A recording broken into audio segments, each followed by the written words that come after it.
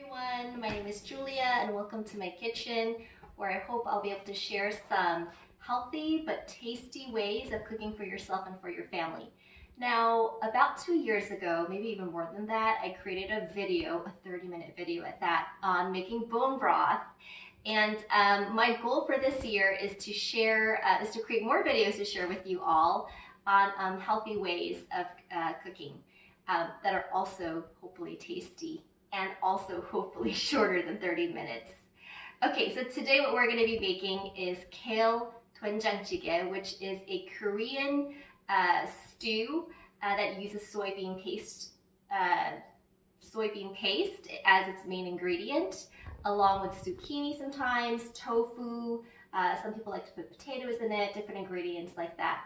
But my version is going to incorporate kale as its main ingredient. Now, kale is amazing, but we all know it's kind of hard to eat.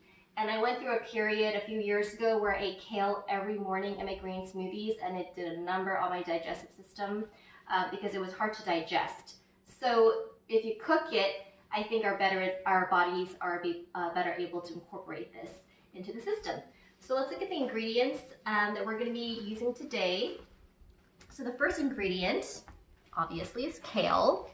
Super simple. Kale, doenjang. This is soybean paste. You could get this at your local Asian supermarket. Also, if you're if you're sensitive to chemicals, or you don't want to use chemicals in your diet, just be careful of looking at the ingredients. A lot of them have monosodium glutamate, which we try to avoid because it causes us to have headaches and stuff like that. So just be careful of that. Bone broth, which we talked about in the video 2 years ago. They're in sandwich bags, so this is good for 2 people. So this is what we're going to be cooking today. Remember, a sandwich bag is equal to 2 people's worth. And some minced garlic. This is 2 cloves worth of minced garlic. Okay, so let's begin. Okay, so I got my frozen bone broth. What I'm going to do is cut it open. This one is actually just partially frozen. With a scissor, usually I use, and over medium to high heat. And then the minced garlic, we're going to put that in here too. Okay. Now, the next thing you're going to do is you're going to put in the amount of water as the same amount of the bone broth. So I'll show you that in a bit. From medium to high heat. As you can see, this is the amount of bone broth. It's 1-to-1 ratio, so you're just going to need to eyeball it. It's the amount of bone broth with the amount of water that I'm going to be using.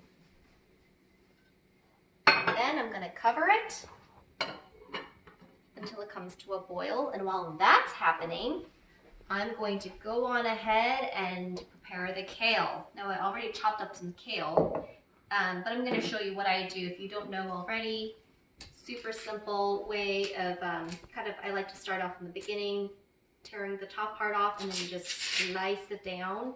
And then since your hands are wet already, just tear them apart into small little pieces. One piece should be about this size, preferably, more or less. Okay, so we're just gonna wait until the bone broth boils. And we're back. Our bone broth is boiling, love it. And now it's time to put the kale in.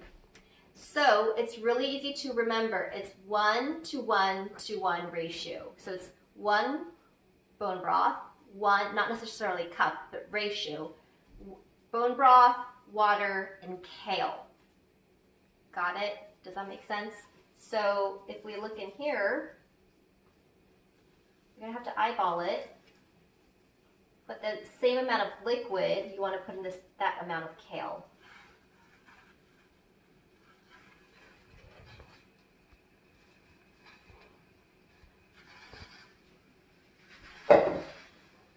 Okay, so if you look over here, it's like the same amount of kale as it is the liquid. It will go down, it'll wilt down. We're going to cover it, and we're going to let it simmer for 20 minutes. So we'll see you then. Okay, so it's been 20 minutes, and as you can see, the kale is browner and more wilted, and it looks more braised and cooked. And at this point, you can add in, you could cook this for a lot longer, FYI, if you want it to be a little bit more cooked. It's up to you. I would say 30 to 40 minutes max, though, with letting it boil in the broth. And at this point, you can add in tofu, which is what we're going to be adding today, zucchini, slices of jalapeno pepper, just a couple of slices maybe, and or Korean pepper if you like it spicy. You could, if you want meat in it, you could add in slivers of pork belly or thin slices of brisket. Really, it's up to you. The sky's the limit. So here's the tofu, and tofu doesn't take a long time to cook. So we're just going to put it in at this point.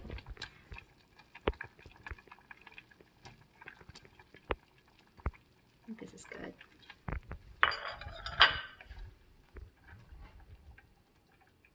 And this is when I like to put in the doenjang. Now, you could put in the doenjang, the soybean paste, earlier on when you first start boiling it, but because doenjang is fermented, the fermented soybean, I don't want to lose too much of its good bacteria and let it boil off all the good bacteria for too long. But I do need to let it cook for a little bit, just since it's hard and you want it to kind of meld in with the stew for a little bit. So I would put this in the last minute or two and let it boil. And we'll see you soon. And now time for my favorite part, the eating part. This is the finished product. Yum, yum, yum. The way that you could eat it is with rice on the side. Some people like to scoop the rice into it and kind of mash it and eat it like that. But I'm just gonna be eating rice on the side today. And we like to eat these scallion pancakes from Trader Joe's as a supplement or a side to the Dwen-Jang-Jjigae, whenever we eat it. It's like a really great way to eat meatless or vegetarian. They're from Trader Joe's. You are welcome. They are amazing, and you will thank me because they're amazing. They're really, really, really good. Whenever we go to Trader Joe's, not gonna lie, I may or may not take up all the scallion pancakes that they have in their store. So this is a really easy way to eat a healthy and vegetarian, if you want, meal. Let's see how it is.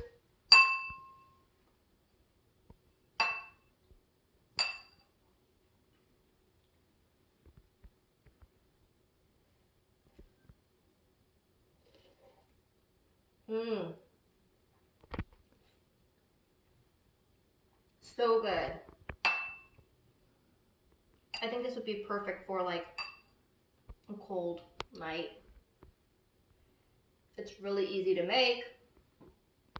It doesn't take a ton of time over the stove or even prep time.